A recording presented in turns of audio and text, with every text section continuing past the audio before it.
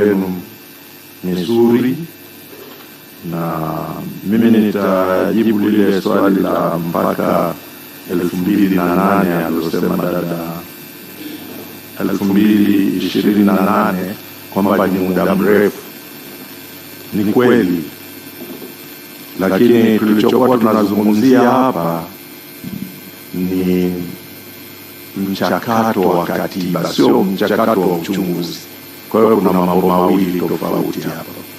Na nafikiri swala la uchunguzi litakuwa linaendelea, ni ongoing kuanzia sasa kwenda mbele, mwenye mamlaka atakapoamua uchunguzi ukamilike. 2028 tulikuwa tunazungumzia kwamba iwe njia nzuri ya kuhakikisha kwamba 2029 na 2030 kunakuwa na katiba, jambo hili lisirudie tena. Asante mwenyekiti. Ndugu mwenyekiti, nami nijibu swala la pili kutoka kwa ndugu Rogasian ambaye anapenda kufahamu kama katika uchunguzi wetu tuliweza kubaini kuwepo kwa wanajeshi kutoka nchi za jirani kuonekana wakipiga risasi. Katika uchunguzi wetu hatujaweza kubaini hilo, lakini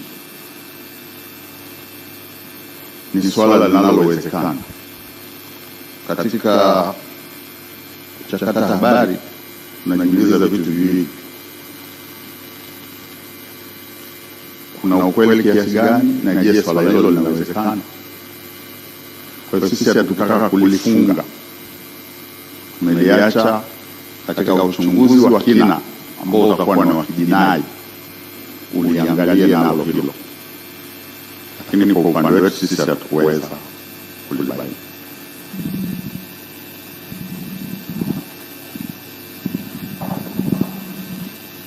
Pia mwenyekiti, asante. Kulikuwa kuna swali pia kwamba wale mashahidi waliambiwa mafanikio. Je, ni mafanikio gani?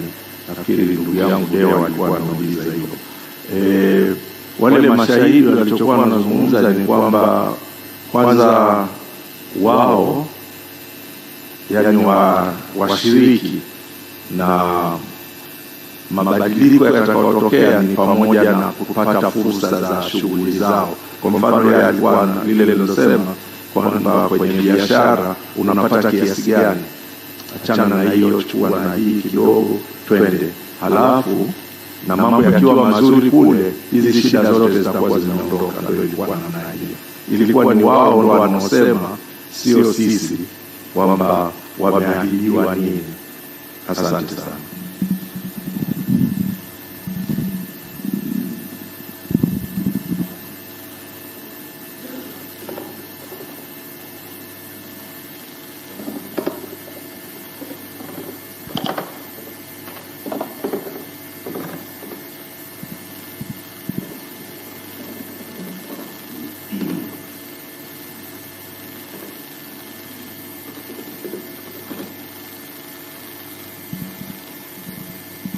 Swala jingine lilikuwa ni swala lile la kwamba tume imeshafunga kazi kwa mamlaka gani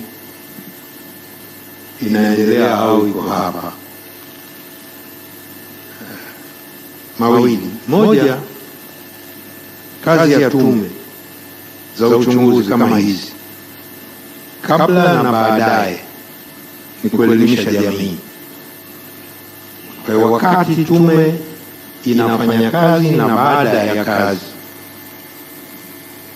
swala la kuelimisha jamii. Ndio maana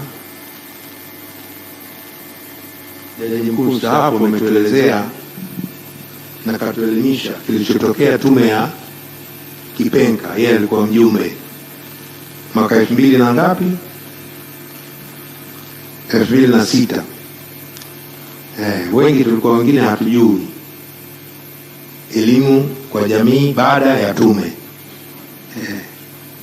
Kwa hiyo hatubanwi na sheria yoyote kama tume baada ya kumaliza kazi hawezi kuongelea kuelimisha jamii kuhusu kazi yake. Tume sio mahakama. Jaji akiwa mahakamani baada ya kutoa hukumu hanadi, haongelei hukumu yake. Waandishi wa habari mnaruhusiwa, na inafanyika kila siku, kuiandika hukumu ile, kuikosoa jaji, ananyamaza kimya. Lakini tume lina wajibu endelevu la kuelimisha jamii kuhusu tume. Tume hizi zimeundwa kwa maslahi ya umma, na haswa hii ya uchunguzi na nyingine. Mamlaka inatumia kifungu kile kwenye tume ya uchunguzi, ina mamlaka ya kuanzisha tume kwa jambo ambalo litaona ni maslahi ya umma. Maslahi ya umma, sio ya mimi binafsi. Nimeongeza swala la CV. Katibu mkuu kiongozi ametutambulisha na uzoefu wa kila mtu. Na uzoefu wa kila mtu. Kwa hiyo yule aliyotuteua anajua kututeua kwa kigezo gani. Tume haikujiteua, imeteua kwa mamlaka, na hao watu wengine waliotaka tume ya aina nyingine wamekwenda mahakama kuu. Sio hivyo tu, hapa sasa hivi tukigawa karatasi, kila mmoja ataue tume yake ya watu 9, tutakuwa na majina hayo hayo au majina kila mtu tofauti? Kwa kila mtu anategemea tume. Lakini ndio maana tume hizi kwenye nchi zote 57 za Jumuiya ya Madola, mamlaka inayoteua ni mkuu wa nchi basi, au waziri kwa nchi nyingine ndogo, basi ndio anayeteua, na hamna kigezo anateua kwa vipi au kwa sifa gani. Anajua yeye kamtaka nani kwa sababu gani. Tume za uchunguzi, sio tume nyingine. Lakini tume za uchunguzi aina hii, kama nilivyosema, ziko kwenye nchi 57 za Jumuiya ya Madola. Amekuja Rais Chikwera juzi, Chikwere kwa niaba ya Jumuiya ya Madola, na yeye pia kaanzisha tume kama hii. Ndege Malawi mwaka jana iliyopata accident ya jeshi la Malawi ilimeua, alifariki makamu wa kwanza wa rais. Kamteua jaji moja tu. Sasa muulize, kwa nini umeteua hukuteua huyu au huyu, alikuwa na sifa gani au nani? Ni mamlaka yake. Mamlaka yake tu. Kenya hivyo hivyo, Uganda hivyo hivyo, Nigeria hivyo hivyo, Singapore hivyo hivyo, Indonesia hivyo hivyo. Ni kawaida tu, wala hamna cha kwamba tumevumbua sisi au kitu kama hicho. Kwa hiyo nimruhusu Profesa Juma amalize swali la mwisho. Nashukuru mwenyekiti. Na swali la mwisho lililoulizwa na Shinuna Saidi, kama nimemuelewa vizuri, anasema je, baada ya mapendekezo hayo, je, umeomba mrejesho? Nadhani nimepata swali lako vizuri. Kwa kweli hizi, kama nilivyosema awali, taarifa ya tume hizi huwa ni za Mheshimiwa Rais, na ukiangalia hadidu za rejea tulizopewa zilikuwa ni kama 6 tu, lakini ushahidi tuliokusanya unagusa mambo ambayo ni zaidi ya hadidu za rejea zile. Zinahusu masuala ya kiuchumi, masuala ya kijamii, masuala ya kisaikolojia, kiasi kwamba hata mapendekezo yetu yameenda mengine nje ya maeneo ambayo yametajwa katika hadidu za rejea. Na utekelezaji, kawaida utekelezaji wa tume hizi huwa hazina, huwezi kusema kwamba itafikia tarehe fulani hiyo imekamilika. Nitatoa mfano, hata tume ya Shivji ya ardhi ambayo iliteuliwa ilichukua miaka kadhaa kabla ya kupata sera ya ardhi, na ikachukua miaka kadhaa kabla ya kupata zile sheria za ardhi. Na kuna mambo mengine ambayo yamo katika taarifa ya hizi tume bado zinakuwa zina umuhimu. Kwa mfano, wanafunzi wanaosoma sheria, moja ya vyanzo vya elimu ya sheria ni taarifa ya hizi tume, kwa sababu kuna masuala tunayajadili kwa kina kimataifa na nchini, tunatoa takwimu, tunatoa mifano. Kwa hiyo faida ya hizi tume haiishii kwa kweli kwa yale ambayo yametajwa katika hadidu za rejea. Nashukuru mwenyekiti.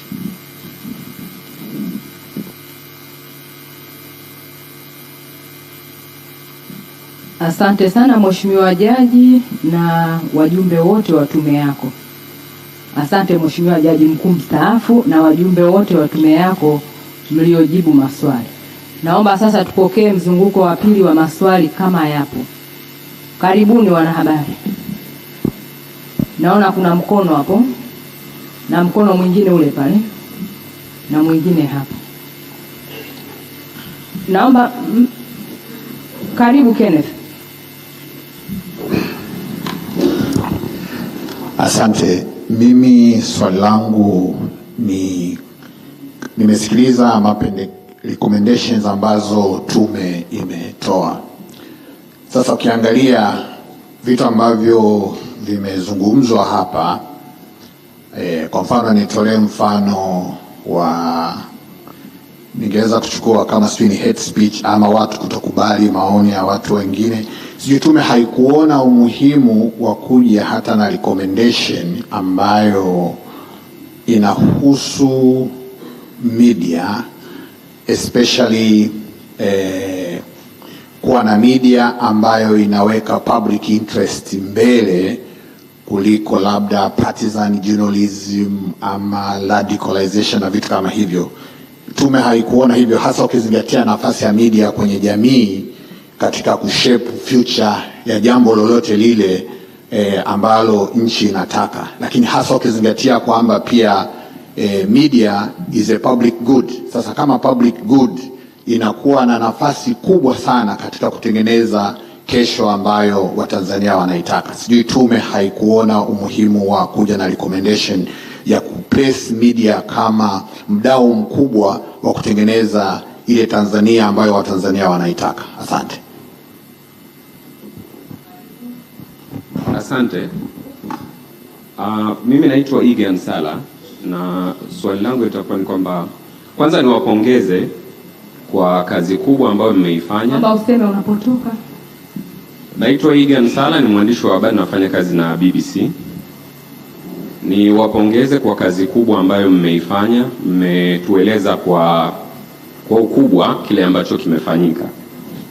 Lakini katika ukubwa huo bado pia mtaani kuna kukosolewa, lakini pia kuna watu ambao bado wanatilia shaka. Hili linakuwa hivyo ni kwa nini, lakini pia kwenu linatuma ujumbe gani kwenu kama tume? Asante.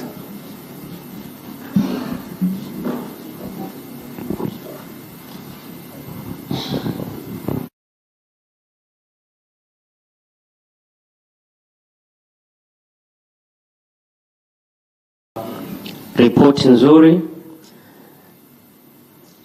Uchunguzi umetumia method ya kitaalamu zaidi kiasi kwamba wananchi ni kama wameachwa nje, na lengo la uchunguzi lilikuwa kuwarejesha katika mustakabali hasa wa amani.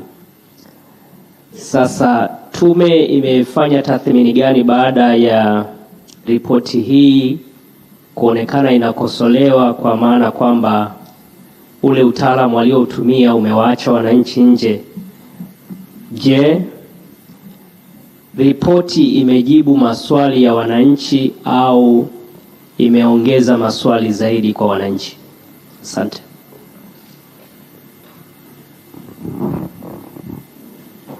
Kuna mkono mwingine?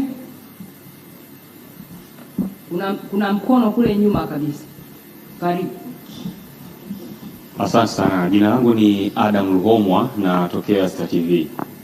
Ningependa kupata ufafanuzi hapo. Kuna wakati wanatoa maelezo juu ya wale waliopotea ndani ya miaka mitatu, wale 500 na kitu, kama nilipata vizuri.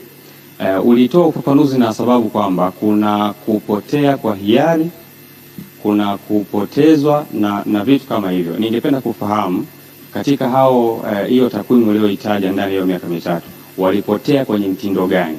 wa hiari au vinginevyo? Asante. Mheshimiwa Jaji mstaafu, naomba tupokee swali la mwisho alafu tutakuja kwenye majibu. Karibu. Na hilo ndio litakuwa swali letu la mwisho kwa leo. Karibu. Naam, naitwa Ayubu Luka, natokea Jamvi la Habari. Matukio ya Oktoba 29 yameacha vidonda na majeraha hasa kwa wananchi ambao walipotelewa na ndugu zao. Sijaifuatilia sana report, lakini naona hawajaandika kuhusiana na ni kwa jinsi gani ambavyo tume itaponya haya majeraha. Sasa nilikuwa nataka nijue hii tume ambayo imeundwa, je, wanaponya vipi haya majeraha ya wananchi, hasa wale ambao walipotelewa na ndugu zao katika matukio ya Oktoba 29? Ayubu, kabla sijamkaribisha Mheshimiwa Jaji Mkuu mstaafu, naomba wanahabari tusome kabla ya kuja kuuliza maswali viongozi, kwa sababu inaonyesha jinsi gani tunakuwa hatutimizi wajibu wetu. Mheshimiwa Jaji mstaafu na mwenyekiti wa Tume ya Uchunguzi wa Matukio ya siku ya uchaguzi na baada, naomba sasa nikukaribishe kujibu maswali ya wanahabari. Karibu.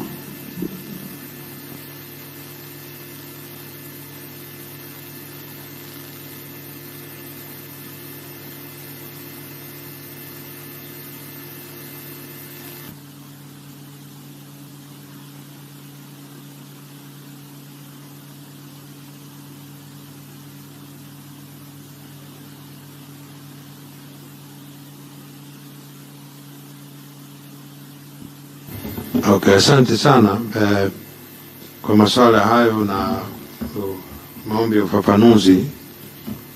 Ya swala la media, na media sisi tulitambua kwamba media ni mdau mkubwa. Ndio maana katika yale makongamano ya makundi maalum tulifanya moja na vyombo vya habari na wahariri. Na Media Council ndio ilikuwa mratibu wa zoezi hilo kupata maoni. Kwa sababu tunajua sisi pia kwamba kwenye picha zile ambazo tumepokea ni nyingi. Nyingine zimetoka kwenye vyombo vyetu ndani na wengine waathirika wenyewe. Pamoja na za nje. Idadi kubwa sana ya picha, mjongeo, video na za kawaida tumepata kutoka kwenye media yetu, aidha ya ndani, nyingine za nje, lakini nyingine na ya waathirika. Kwa hiyo tunajua hii sehemu kubwa. Sisi mapendekezo yetu kwenye masuala yote hatukutarget media peke yake, kwa sababu masuala ya mawasiliano, ya matumizi ya mtandao na kadhalika. Kwa hiyo tumeweka kwenye kundi hilo la mawasiliano. Swala jingine lilikuwa kuhusu masuala ya wale ambao wamepotezwa na kadhalika. Kwa hiyo kwenye ile idadi mtaona wenyewe ile idadi imefafanua kwa undani. Wale ambao wengine wamepotezwa au wamepotea sio kwa hiari yao, iko mule. Kwa wengine wamechukuliwa kwa lazima ili familia zao lipe pesa, zimo mule. Kwa hiyo kama tulivyosema, kuna katika idadi ile yote ya waliopatikana kuna idadi ya wale ambao sisi tunafikiria inaashiria jinai kwenye ile idadi. Iko idadi ukiangalia utaona kwamba kuna namba inaashiria jinai. Ndio maana tumeomba huu uchunguzi maalum wa mkaguzi mkuu wa hesabu za serikali kuweza kupendekeza maboresho kwanza ili kuweza kuimarisha upelelezi upelelezi, kwa sababu hatimaye lazima watu wanaohusika kwa vitendo vya uhalifu wafikishwe mbele ya mkono wa sheria, sheria ichukue mkondo wake. Kuna maswali mengine yale nitamwomba Balozi Radhia ajibu, habari ya tume kujikita zaidi kwenye kitaalam kuliko kwenye wananchi, na zingine habari za jinsi namna tume imesaidia vipi kupona majeraha na kadhalika, kwa sababu yanahusu pia kwenye mapendekezo ambayo tumetoa.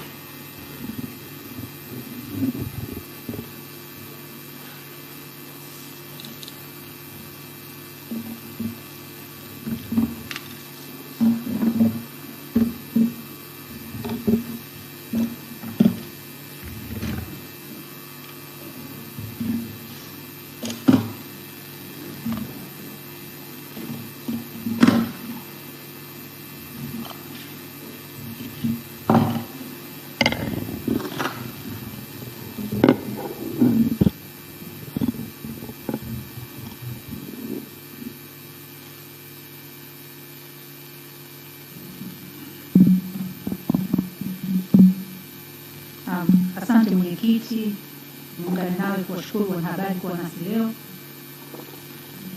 Mtakumbuka siku ya tarehe 23 wakati mwenyekiti anawasilisha taarifa ya tume, mwisho wa hotuba yake alitoa mapendekezo ambayo tume inaitoa kwa mamlaka ya uteuzi. Tukitizama haya mapendekezo tunaweza kujibu pia hiyo hoja ya kuponya. Katika mapendekezo yaliyosomwa siku ile kuna mapendekezo ya muda mfupi, mapendekezo ya muda wa kati na mapendekezo ya muda mrefu. Kati ya mapendekezo ya muda mfupi ni kwamba serikali iweke utaratibu